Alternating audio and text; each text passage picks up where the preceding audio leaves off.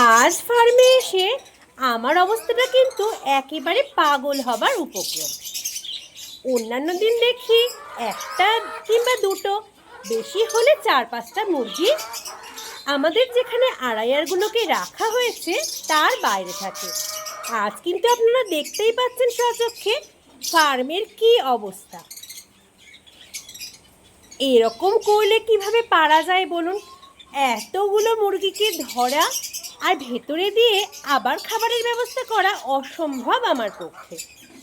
খুব মুশকিল হচ্ছে জানেন তো। আপনারাই একটু সমাধান দিন না, কি করা যায় বলুন তো।